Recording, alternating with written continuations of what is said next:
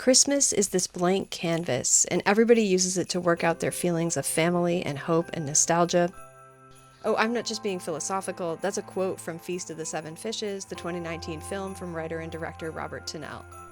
The story takes place over the days leading up to Christmas in 1983, as the Oliverio family prepares the traditional feast and gathers with family and friends.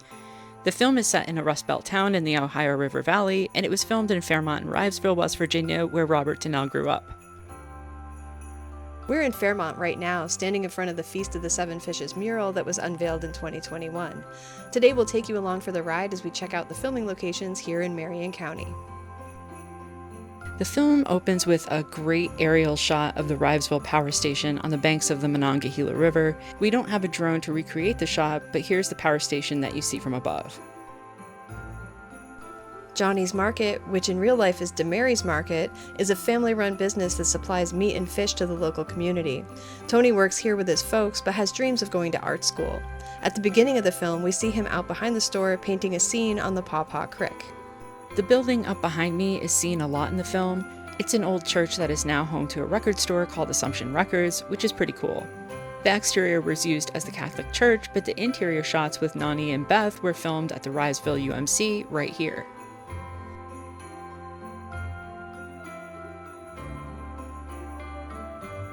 This spot is where Tony's walking along when Angelo pulls up in his car and invites him to go out that night. Grandpa Johnny's house in Rivesville is the heart of the film. Robert Tinnell chose this home because it's where his grandfather lived, and it was what he envisioned when writing the graphic novel and the movie. This home behind me was used as Beth's house in the film. We see right away that Beth's life is much different from Tony's. Her home is stately and curated with tasteful decorations. Her parents have money, she's going to an Ivy League school, and her boyfriend Prentice has a similar background, but probably is even richer. For the record, we agree with Angelo. The more colorful the decorations, the better. After arguing with her mother, Beth leaves her house and makes her way to the corner of 9th and Benoni Ave in Fairmont, where Sarah is waiting in her car. Uncle Carmine and Uncle Frankie pick up some spirits at a liquor store in this building in Rivesville, just across the street from the power station. As they're loading the bottles into the car, they see Tony's ex-girlfriend Katie talking to strip club owner Sweeney in his truck.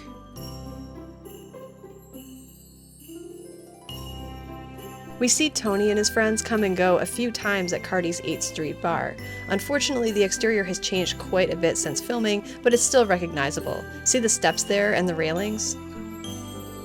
After getting high, Sarah and Beth wind up at Woody's, an institution in Fairmont, to order some pepperoni rolls.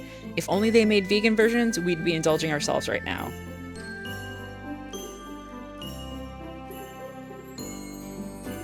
We couldn't try the pepperoni rolls at Woody's. However, we really wanted to try this famous cuisine from Fairmont. So we were going to get some baked goods from Venerable Bean at Quantum Bean Coffee this morning, and we were very happy to find that they had pepperoni rolls. So, vegan pepperoni roll, first one.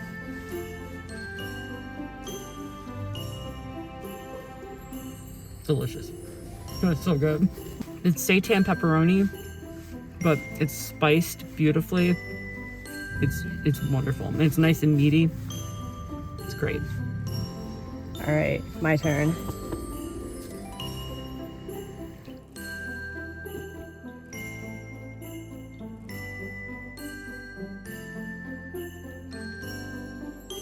Oh yeah, the pepperoni flavor is great.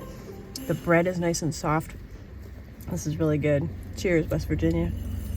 The Marion County Courthouse in Fairmont makes 2 appearances in the film, once as an establishing shot and again in the distance as Tony and Beth are walking toward the Robert H. Mollahan Jefferson Street Bridge, also known as the High Level Bridge or the $1 Million Bridge. Angelo picks up Tony, and they grab Sarah and Beth, and they come to this bar, which is right behind me. It's closed now, but at the time of filming it was known as Tanya's Bar. Melody Manor was a real place though back in the day.